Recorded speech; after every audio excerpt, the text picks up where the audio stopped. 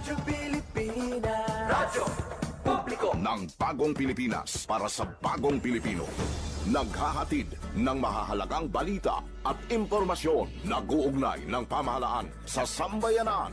Tulay sa himpapawi ng serbisyo publiko. Radyo Pilipinas. Radyo Publiko. Ang boses ng Pangulo. Sa Iloilo, Radyo Pilipinas. 585 AM. Standard Time, alas 2:08 sa hapon. Mga labing ulihing nga hitabo, hibaluon, mga hangkat at tubangon, mga bagay nga importante, aton ginahalungan, aton ginabantayan. Ululupod kita sa Bantay Banwa, Bantay Banwa, ang programa nga magatulong sa inyo sang labing ulihing nga balita, mga panugyan o kampanya para sa kayuhan sang tanan. Ikaw, ako, kita, Bantay Banwa.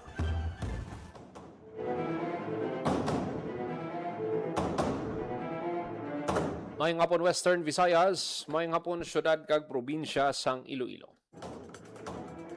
Welcome sa pagpangalagad sang programa Bantay Banwa. Mga kabyanan, Huwebes ng edisyon kita Hunyo 18, tuig 2026. Programa nga magadulong sa inyo sa labing uling nga balita, mga panugyan kag kampanya para sa kayuhan sang tanan. Inang inyo alagad kag anchorman Joseph Paul Noblesa Tarosa. Ululupod kita subong hapon diri sa Radyo Pilipinas Iloilo. Sa aton nga mga balita nga patpaton subong hapon, mga kabyanan, isa ka empleyado sang Iloilo Provincial Capital ang nadakpan sa bypass operation kahapon. 7.78 million worth of illegal drugs ang nakumpiska. Nagdakwaan naton sang pagpayag, no, anong statement ni Governor Toto Defensor sa sining pagkadakop sang empleyado sang Kapitolyo. Pabati naton sa inyo karon, no, ang mensahe ni Governor Arthur Defensor Jr. Samtama kabinan ang duha ka adlaw nga interagency territorial defense operations exercise nangin madinalag-on, no. Duha ka adlaw ini sa banwasang miag-ang first day kag ang last day sa banwasang San Joaquin. Kag para kay Major General Michael Samson, Governor Arthur Defensor Jr., PDRRMO Chief Retired Colonel Cornelio Salinas, successful ang kaywatan. For Mayor Richard Garin naman, mga kabyanan, ang iyang na-obserbahan nga dapat pagid pabakuron pagid ang disaster risk reduction management sang banwa. Ginalantaw dira nga dapat i-utilize gid ang pundo for disaster DRM fund. Dapat matagaan gid sang pondo, no? Kag dugang pagid nga personnel kay kung may mga emerhensya ang magakumpas gid sini mga kabyanan ang mga LGU. Although ang mga government agencies no kay Mayor Garin preparado naman.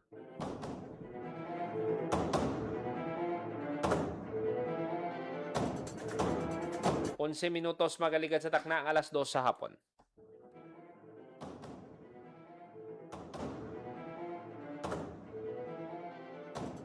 Mga kabyanan, madinalag-on, no, ang national simultaneous earthquake drill, no. I believe ang Kapitolyo nagbuylog man sa NSED.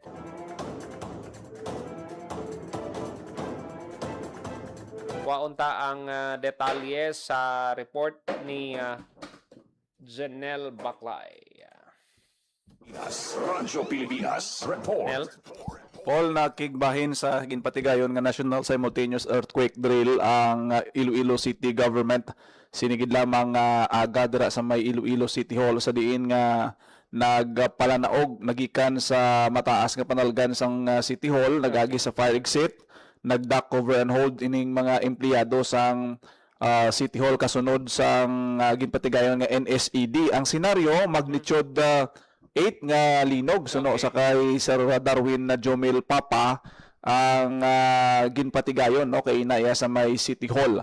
Kasubong sang iban nga mga ano naton quarterly earthquake drill, isubong may pila ka mga improvement nga nakitaan ang aton siniya nga mga evaluators. Isa na dira ang paglipot sang oras o sang pagpanaog sa mga empleyado halin sa ibabaw sang nagliligad o kung previous nga drill suno kay Sir Darwin Papa nga daw naglabot sa almost 8 minutes kag napapanaog tanan ang mga empleyado. Subong yara ini sa 5 minutes and 58 seconds. So ara lang sa 6 ka minuto. But silingon nga daw faster subong nga quarter. 2 minutes ang gap, no, ang mas madasig-dasig ang ila sini nga pagresponde. O galing kay pagpanaog na, no, ginpahayag ni Attorney Ricardo Escanlar, the third ang incident commander sang NSED sa City Hall nga may ara gid nga tiyang empleyado laing gid ang actual lain ang drill ti may ara nga daw wala yaga seryoso sa gyapon kag wala nagasunod sa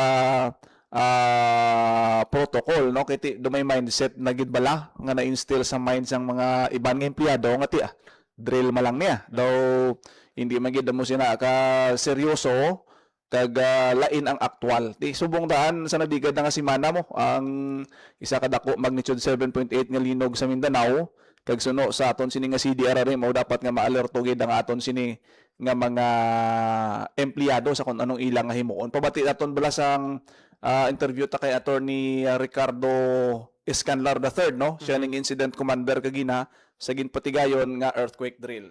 Opposite side nga bisan naghambal na nga ti evacuate kita na medyo ang ilang base sa pagpanaog kulang magyapon kag wala nila ganang protektahan ang most important part of the body which is ang ulo before pa makalabot sa atin kasi ito.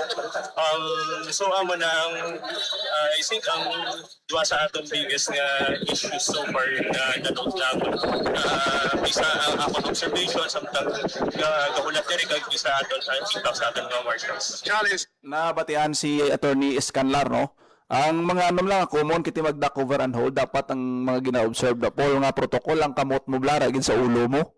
Manaog ka bla ang imo nga kamot duwa ka kamot ara sa ulo mo. Naran na pakita naton sa litrato pero may iban nga wala nagasunod kag simple lang. Amo na lang ng mga pila ka mga observation sa aton siniya nga CDRRMO kag ini ang mga anuman ang ilang mga observation recommendation himuon naman nila i-apply nila sa third quarter naman nga earthquake drill, no, sa madason naman after 3 months naman nga pagapatigayon nun nga drill Paul. Okay. Nel, madamo gid nga salamat. Amo nang madulong aton nga report para sa Bagong Pilipinas, General Baclay, Radyo Pilipinas, Radyo Publiko. Radyo Pilipinas. Radyo Publiko. Radyo Pilipinas. Madamo gid nga salamat Janelle Baclay sa report. Importante gid nga seryosohon tani kay nga way kita kabalo kung saan nung linog. Hindi ta pagulaton nga makahibalo na kita. Kag basi maginulsol ka mo blang wala nyo gin seryoso ang drill. Amo man ang na-observe ko sa CIMEX ang mga nagliligad, hindi iyang CIMEX nga sa interagency, no. Pero nagakinadlaw ya, way na ya dapat nga seryoso nyo nga kung sa tuod nga aktual abi nga may linog nga makikadlaw ka pa. Nibla hindi na. Kita mo ga mansig rumpag lang ang mga pader kung tuman ka kusog ang tayog, di ba? So, dapat seryosohon tagid ining earthquake drill nga ginapatigayon sang Office of Civil Defense nga ginbuylogan man, no, sang Iloilo City Hall kag iban pagid nga mga katapo sang Iloilo Provincial Capital, no, may mga nakita. Kita pangunahan ni PDRMO Chief Cornelio Salinas. Radyo Pilipinas. Radyo Publiko. Radyo Pilipinas. Sa ibang pagid naton nga balita, mga kabyanan, ang 6th Regional Community Defense Group Reserve Command sang Philippine Army nagpagwa sang statement sa sining natabo nga food poisoning incident involving ROTC Summer Camp Training Class 01-2026 cadets sa Camp Adriano Hernandez Dingle.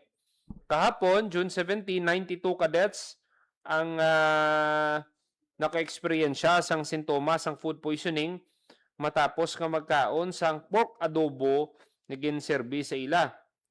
Upon receiving reports ng insidente, training officials immediately activated emergency response protocols kag facilitate ang prompt evacuation sa mga affected cadets sa malapit nga mga medical facilities for treatment and observation. Ang unit closely coordinated man sa healthcare providers to ensure nga ang tanan nga apektado nga kadete makabaton sang immediate medical attention. Communication lines were also maintained with the families and cadets to provide timely updates sa ila kondisyon. Kag sang June 18 subong adlaw, tanan nga affected cadets had been treated and discharged from hospitals. Wala sang kadete nga ara pa sa karon sa ospital for observation kag ang tanan stable na ang kondisyon. Si Colonel Edralin Poblete ang siya ni ang chief group commander sang 6RCDG nagapahayag nga ang welfare sang mga kadete nagapabilin nga prioridad nila kag committed sila nga maghatag sang necessary care support kag medical attention while ensuring ang highest standards of safety and accountability throughout sang training. So amo na mayo gid nga natatapan na yon, wala sang may nagkalamatay kag dasig nga bulong ang budlay man lang sini kung may matabo ba lang hindi amo dirigid permi ang problema, pero ti na manage man dayon sang sang army kag ti training mga katapos ang Philippine Army sa mga amo ni nga response. Amo na nga pasalamat kita nga natatapan dayon ining 92 tanan nga naapektuhan mga kaabyanan sang na food poison ini sila 92 ka kadete. Imagine nagilinutok kid ini sila sa ospital. Muna nga ako kay isa man lang hindi magkikita permi nagaluto siyempre kung may tiyempo kasi gani puli sa balay mabakal ka na lang sudan kay gabi na, pero kung may tiyempo gid nagaluto kita na make sure tagid na yang nga ang katinlo kapreska sang ginaluto mo nga mga pagkaon kay kon may gamay lang na dayang nga problema ay masakit ginayan tiyan mo. Imagine 92 tanan kakadete ang nagkaon sang adobo. Ang iban nga wala pa kakaon, ginlutuan na lang niya sang iban nga putahe.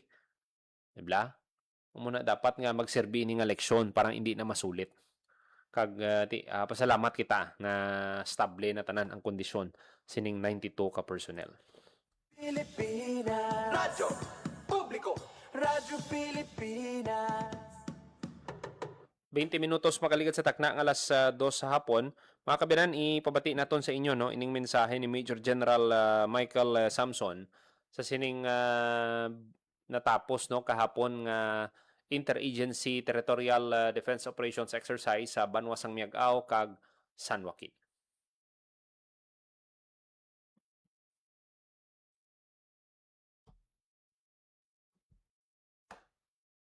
Okay. 2026, the Interagency Territorial Defense Operation Exercise, and was a successful one with the cooperation of the provincial government and other agencies, uniformed personnel, and host municipalities of Miagao and San Joaquin.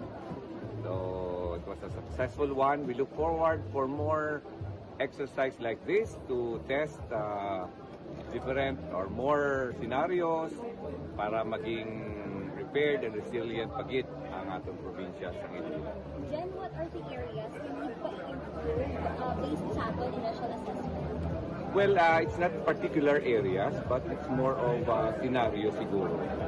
We tend to conduct exercise na applicable, maski diin siya, ang KIDA is the preparedness, is the interoperability, the dapat open ang communication, collaboration, and cooperation sa mga agencies. Dapat flexible kita kag makapag-adjust kung ano man ang senaryo or ano man ang mga sitwasyon nga mag-pose as challenge to the province of Iloilo. Sir, may pila budget na sir sa activity nga ni sir, pila nagasto na to? Not so much, but we got a lot of help from the province. Kami naman niya, we have our usual training and sa armed forces, pero kami train on our own to harness the capability of the armed forces. Since interagency siya, nag-ano lang ta, ang resources natin naging combined, and of course with the help of the provincial government under Governor Defense. Sir, among the 3 exercises performed, ano sir yung pinaka-challenge? Tanan naman we consider as challenge. Hindi tayo, we put seriousness and in every scenario. Kay siyempre lalong-lalo na sa challenge of sa communication, no? Pag interagency, the challenge is different, di ba? Different units. Mas madali actually kung uniform, pare-pareho ang uniform personnel because we have the same type of training, seemingly. Pero sa interagency sa local government, so amuni nga ginakandak ang exercise. So wala man po may consider na dali or tanan gina-consider tang challenging. And as with regards to areas that needs to be improved, we will have the after action review para ma-discuss nila in details ano pa yung gaps or mga ibang detalye nga kailangan i-improve. Para next time, mas maging successful pagid at ma-improve ta ang aton exercise. Sir, ito mabala ng result ng feedback niyo, sir? You mean yung after action review?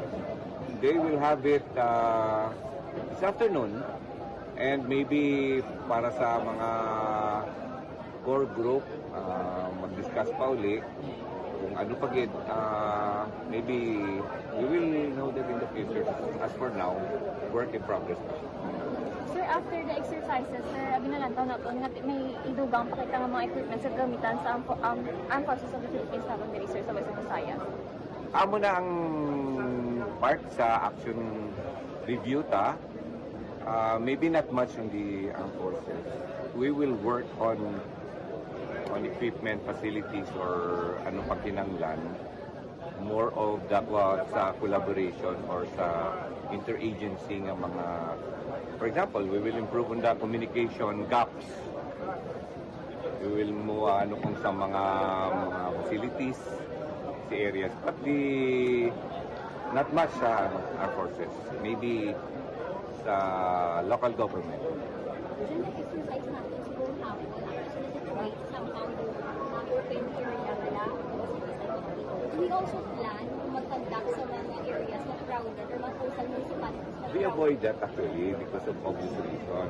We don't want to disturb ng normal or yung mga normal activities ng aton mga kasimanwa.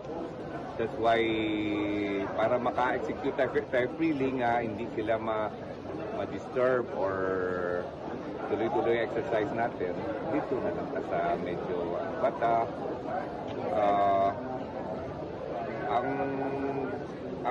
It's not na we still make the situation or the scenario na maging realistic as much as possible.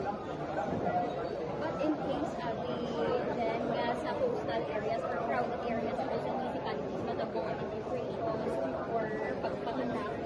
Just to say, na-simulate na naman, nakita nyo man during the exercise, may na-simulate naman nga may mga tao man siyang ma-involved. That's why there is a crowd control nga ikakandak ng mga PNP, may checkpoints para part ni siya, may recorrida para sa information dissemination, we put that in consideration man in case na para ang populated areas natin will be well informed and managed. Sir, may statement ka regarding to sa may grupo nga nagpagawa sa statement na nagreklamo nga ang isa indala sa exercise na kitang nila kung hindi war zone ang ilang school.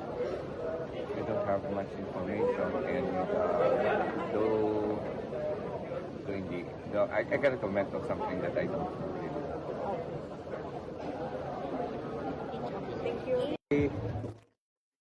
Nabatian si Major General Michael Samson, ang commanding officer sa 3rd Infantry Division, Philippine Army. So, kita naman kung ano ka successful ang event.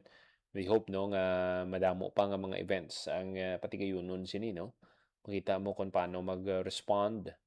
Kay way kita kabalo kung saan ni ang mga pamahog mag-atake sa aton. So, importante nga mapreparahan ta. Hindi ta napagulaton nga ara ng pamahog kag mag-akto kita. Dapat subong pa lang kag tingin pakita ina sang Armed Forces of the Philippines, iban pagid mga government agencies, emergency responders, mga local government units ang pwersa sang gobyerno. Kung magtingob kag together we prepare, together we prevail. So muna ang tema sang labing una na Interagency Territorial Defense Operations Exercise, hindi lang diri sa Region 6, kundi sa Bugos nga Visayas. Radyo Pilipinas. Radyo Publiko. Radyo Pilipinas. 29 minutos makaligid sa takna, alas 2 sa hapon, maghatag lang ita sa pila ka mga pahanumdo, magabalik lang ang programa Bantay Banwa. Magandang araw, si Dingdong Dantes po ito. Dahil taon-taon tayong binibisita ng bagyo, kailangan handa tayong harapin ito. Naalala ko si Mami, meron siyang isang envelope kung saan nakatago ang mga importanteng dokumento para madaling kunin at dalhin kapag may bagyo. Ang misis ko naman, may nakahanda palaging emergency go bag na may lamang damit, gamot, pagkain, tubig at pera na kasya hanggang 3 araw sakaling kailanganin namin pumunta sa evacuation center.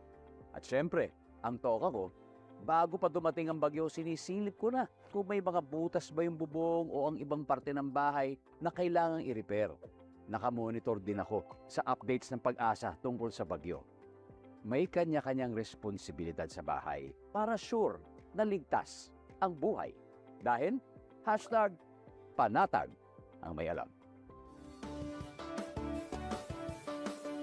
Maging panatag Pilipinas. Mabilis ang trivia, dagdag talino. Heto na ang Dagling Kaalaman. Drop, cover, and hold. Ano ang mga dapat gawin kapag lumilindol?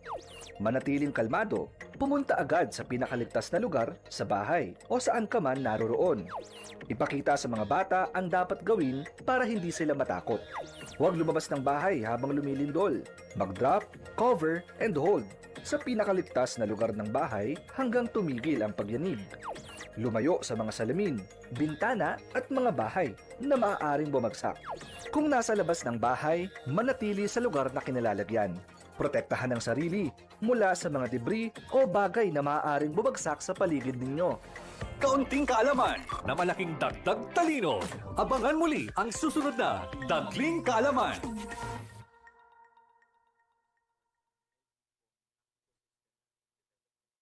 Maging fuel efficient. Planuhin ang bawat biyahe para iwas traffic. Mag-carpool para sa mababang carbon footprint at emission. Tipid na pamasahe, may savings ka na aabot sa 10%. This is a public service announcement from the Department of Energy and this station.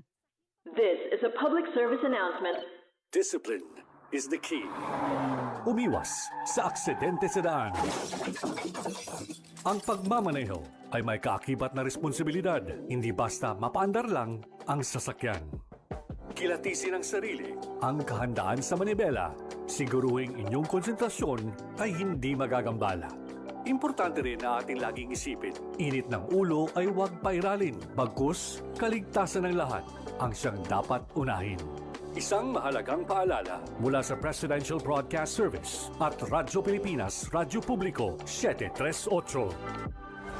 This is a public service announcement. Public service announcement from PBS, Presidential Broadcast Service at Radyo Pilipinas, Radyo Publiko, 738. Maging fuel efficient, siguraduhin na walang bagahe na di kinakailangan sa sasakyan. Magmaneho ng wasto at iwasan ang idling. May savings ka na aabot sa 15%.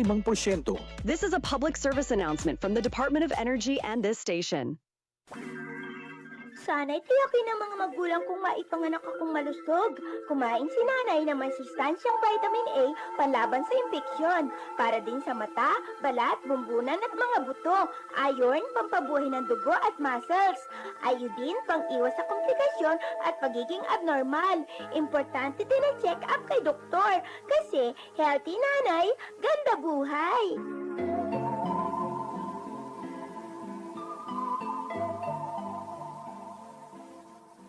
Maging fuel efficient sa wastong pressure ng gulong at pag-set ng thermostat ng aircon sa katamtaman o hindi bababa sa 22 degrees Celsius. May savings ka na aabot sa 5%. This is a public service announcement from the Department of Energy and this station. Maging mapanuri, huwag maging biktima. Ito ang karanasan ni Joanna, Elena at Shona. Sinabi niya sa nanay ko, mabibigyan nila ako ng trabaho. Pwede niya daw akong gawing singer. Sa abroad daw. Doon ako pupunta para magtrabaho. Hindi niya sinabi yung trabaho ay sumayaw ng nakahubad. Kinulong ako kasama ng mga ibang babae at hindi pinakain. Umabot ako ng Singapore. Pinilit naman ako makipagtalik sa mga foreigners. Doon ako nabuntis. 15 years old lang ako noon. Dito sa Pilipinas, 100,000 na bata ay pinapasok sa sex trade. Ang child trafficking ay isang krimen. Mag-report sa Action Line 02-1343. Hindi mo kailangang makita ang mga mukha nila para maramdaman ang takot nila. Isang paalala mula sa ECPAT Philippines, Interagency Council Against Trafficking, PIA at ng himpilang ito. Maging fuel efficient sa regular na preventive maintenance, malinis na air filter, fuel injectors at engine oil, may savings ka na aabot sa 2%. This is a public service announcement from the Department of Energy and this station. Time to celebrate kulturang Pinoy. Tradisyon, musika, sining, literatura at iba pa. Anything and everything fun and Filipino. Ito ang Pinoy Kultura. Naaalala niyo pa ba ang mga katagang ito? Amoy pawis, amoy araw. Ano ba yan? Puro sugat ka na naman! Bakit wala na naman kapares yung tsinelas mo? Ang dungis mo! Ma! Tama na! Ayos lang, di ba? Masaya naman tayo naglalaro sa kalye ng sipa, patintero, agawang base, habulan, jolen, trumpo, text, at marami pang iba. Some Filipino games just show how creative we are. All we need are players and nothing else. Ang saya balikan ng ating kabataan. Kain, tulog, laro, laro, at laro. O ano, game na? Pagkabilang kong 3, nakatago na kayo! Yan ang Pinoy Kultura because our culture is cool. Time to celebrate kulturang Pinoy. Tradisyon, musika, sining, literatura at iba pa. Anything and everything fun and Filipino. Ito ang Pinoy Kultura. Ang abacada, sounds that make up Tagalog words, pagbigkas at pagsulat ng mga titik o letra sa Tagalog, the basis for our national language. Steam It, Panahon TV, Tagalog Lang, Metro Scene, and Wiki dig into its evolution. Records start with the baybayin, the alphabet used by the early Filipinos in the 1600s. From the Tagalog root word baybay, meaning to spell, baybayin was apparently derived and influenced by Indic and Javanese scripts. There was also the alibata. Paul Rodriguez Versosa named that in 1914. Was based on the Arabic alphabet from the Maguindanao Moros, but was modified when the Spanish came. The Spanish introduced the Latin and Spanish alphabet called abecedario, the original alphabet of the Catholicized Filipinos. You could say the Romanized version of baybayin. Then the Americans came and introduced the English language and its 26-letter alphabet. Because there was fear of losing the abecedario, the government ordered the adoption of a Tagalog-based national language. They also wanted a dictionary and grammar book. That's where writer and former Senator Lope K. Santos comes in. In 1939, he developed ang Balarila ng Wikang Pambansa. Abacada became the national alphabet from 1940 to 1976. Noong 1976, ang Department of Education, Culture, and Sports ay nag-issue ng revised alphabet. Dinagdag ang mga letrang C, CH, F, J, L, N, Q, R, V, X, at Z. They called it Enriched Alphabet or Pinagyamang Alpabeto. More tweaks follow, and in 1987, the Filipino alphabet was published yet again with 28 letters. What you'd recognize is our modern alphabet. 26 letters from the Latin alphabet and the Spanish N or Enye and NG or Nang.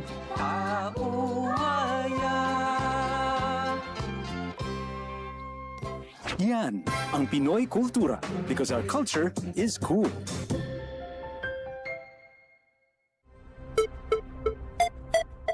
Ang violence against women and their children o VAUC ay isang krimen at hindi isang pribadong usapin lamang.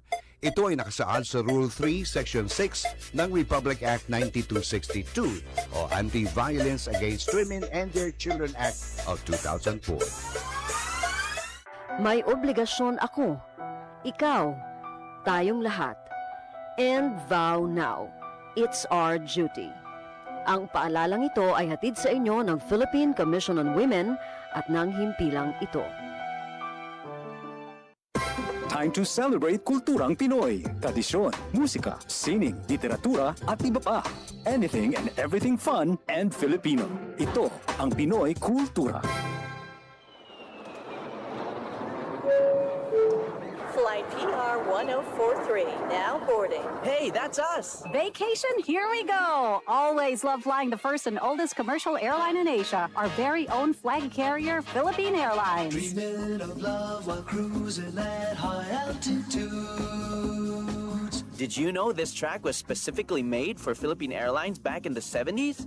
Composed by Jose Marichan and arranged by Ryan Cayabyab. Closer to heaven with 30,000 feet. Brings back good old memories, at the same time, creating new ones with a new generation. Oo, ang ganda pa naman ng kanta. Leave all your worries as we soar over the clouds. I don't know about you, but I always feel a sense of pride every time I see our flag carrier on airports or up flying high in the sky. They'll be shooting stars through time and space. Yan ang Pinoy kultura because our culture is cool. Time to celebrate kulturang Pinoy. Tradisyon, musika, sining, literatura at iba pa. Anything and everything fun and Filipino. Ito ang Pinoy kultura. Sigaw ng mga debotong Katoliko sa tuwing pista ng Sinulog, Pit Señor or Viva Pit Señor, which means Call on Señor Santo Niño, the Holy Infant Jesus, or Hail Lord, listen to our prayers. In 1521, Portuguese explorer Ferdinand Magellan arrived in Cebu to spread Christianity. He handed the image of the Christ child or Santo Niño to Raja Humabot, who got baptized as King Carlos and his wife Queen Juana. Nagsimula ang pista ng Sinulog taong 1980 sa Cebu upang parangalan ang mahal na Santo Niño.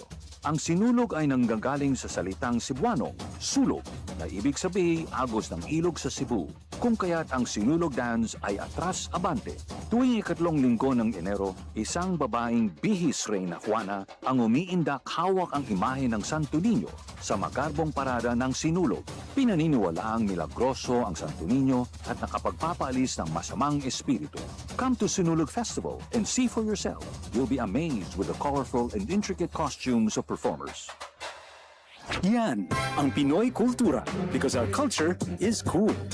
41 minutos magaligad sa taknang alas 2 sa hapon. Padayon ka mo nagapamati diri sa gyapon sa programa Bantay Balwa. Radyo Pilipinas. Radyo Publiko. Radyo Pilipinas. Kapati naman naton sa inyo no ang mensahe ni Governor Arthur Defensor Jr. sa sining exercise nga ni. Iti balaan mo man hindi man basta-basta no ang preparasyon sini kundi kita magsala mga sulusobra isa ka bulan ang preparasyon kag amo na no nakita gid ang mga dapat pa nga i-improve. Amo nang pinaka-importante dira kay hindi mo man masiling perfect ang tanan bisan nga ti dugay ang pagpreparar mo. Pero nakita mo ba lang sa amuning aspeto kinahanglan pa naton mag-improve sa amuning aspeto dapat magadugang kita sang resources sa amuning aspeto dapat may mga bagay pa kita nga i-improve kag amo na ang nakit-an no sa sining second interagency territorial defense operations exercise. So ano naton sa inyo no, ipabati naton sa inyo ining pagpahayag ni Governor Arthur Defensor Jr. Okay, dahil lang no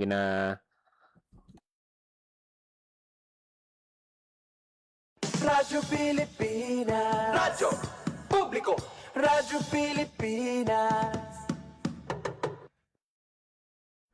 si Governor Defensor no umpisa sa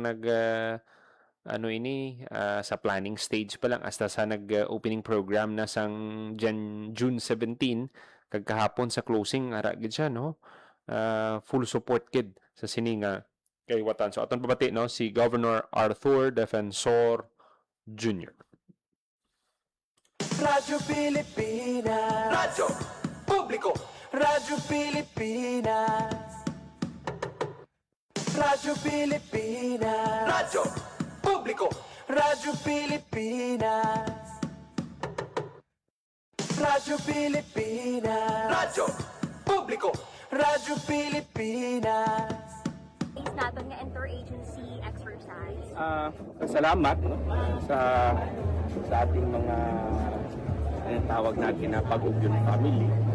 Because the Interagency Territorial Defense Operations Exercise or Pag-Ugyun 2026 is very successful. And sabi ko nga kanina, feeling natin that from now on, we say that national security is a local concern of the province. And we can do that successfully if we are guided by the first word in the title of this exercise, interagency. There's only one way to do it. Do it in the whole community or interagency. Lahat ng stakeholders, partners natin sa national government, sa local government, ay sama-sama. So that we can do our part in the protection of the general welfare of our people, so that we can do it for national security. Gov, you've mentioned kanina sa inyong speech na we have room pa for improvement. Yeah. What are the rooms for improvement? We still have it there. We are collating the details. We will know that when we have the final report. We are collecting that. But if you were to assess initially, number one, well, ang constant challenge sa atin, considering our resources, our budget, we have to improve on our equipment. Kasama yan. And we really will continue to do that. Again, although we have been operating with what we have, and we have achieved our goals in our life. In other words, we are doing well with what we have in this area of operation since COVID-19. Sinasabi natin na, for more progress or ang ating kapayapaan, kaayusan at katatagan tungo sa kaunlaran ng bagong Pilipinas or our provincial community defense action for more progress. Sinasabi natin na we are in a hurry because we have done this before. The pandemic experience is not a lesson. Because of that kind of threat that we faced, we were good, we were fast, we were collaborating. So we will do it in other areas. We can do that in other. Again, with what we have, considering what we are doing well. But we can improve. what would you like to grade from 1 to 100? Halitan ng una, before, I don't know numbers because my 90 is different from your 90. So I will not throw a number. But it was a complete success. Kung kapag punta naman si Damo makamis ng September, hindi niya magpakita sa forsa natin ng dito. No, pwersa. Pagpakita sa pwersa in defending our again, ano sabihin natin, we are protecting the general welfare of the people. Because that is Section 16 of the Local Government Code. actually not good. Again, national security is a local concern. And we practice that today because we can only do interagency if we can involve the whole community. Patian si Governor Arthur Defensor Jr.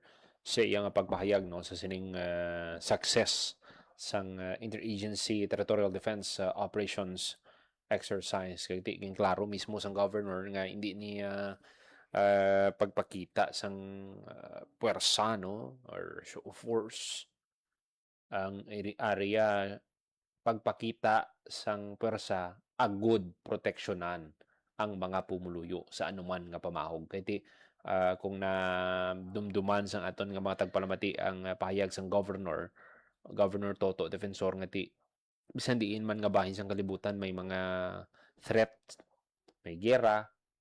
So hindi naton ina maibitar kag hindi tayo na makontrol.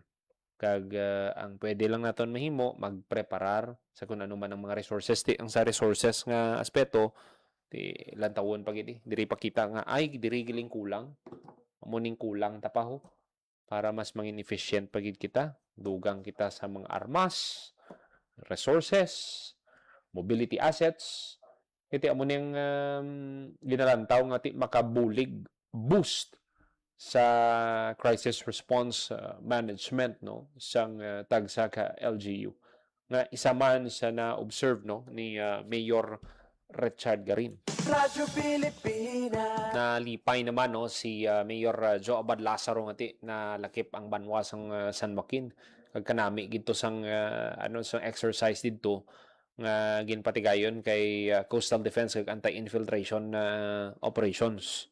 May linok panay gid. I-ano naton no ipakita naton bala sa aton nga mga kauturan ining video nga pagpalupok nanday Governor Defensor kag Mayor Joe Abad Lazaro sang 105 mm artillery cannon.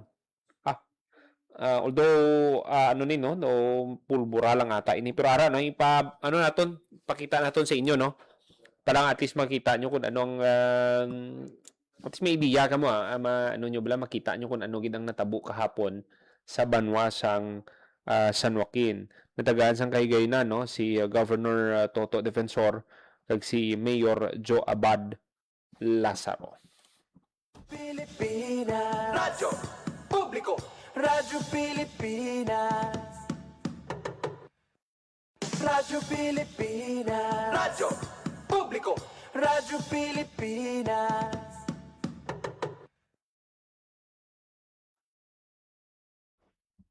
Nagpalupok kinada si Gov Toto kag si Mayor Abad Lazaro sang artillery cannon ini siya no.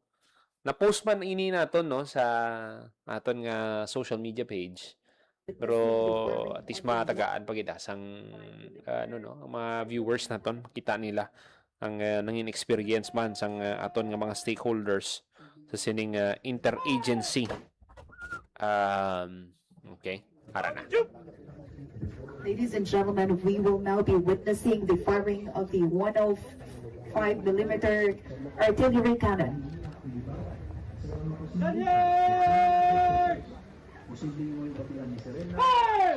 Boom!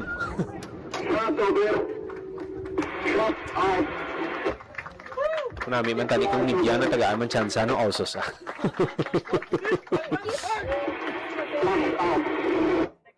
Okay, ang sunod sina nga mapalupok si Mayor Joe Abad Lazaro sang San Joaquin.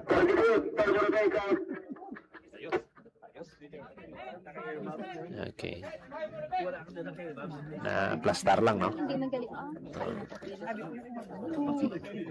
So si Mayor Joe na nasunod ang mapalupok.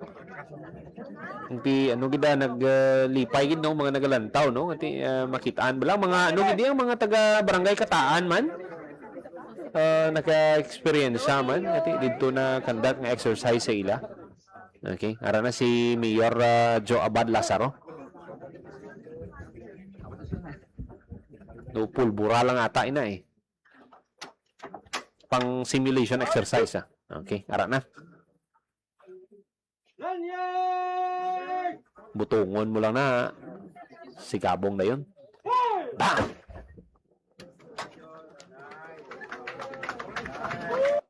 Okay. So, muna no, ang kabahin sang exercise kahapon. Pero may ara pag gidya nga binayluhan na gidya sang lupok. Maga ano gidya ba?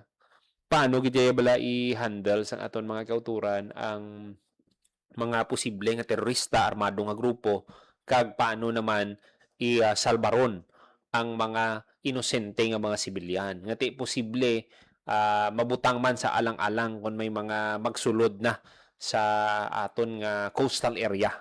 Kag muna no amo ni ang pila sa mga pagpanghanda nga pagahimuon sang aton nga Philippine Army. Iban pagid nga katapos ang Armed Forces of the Philippines. Pilipinas. Radyo Publiko.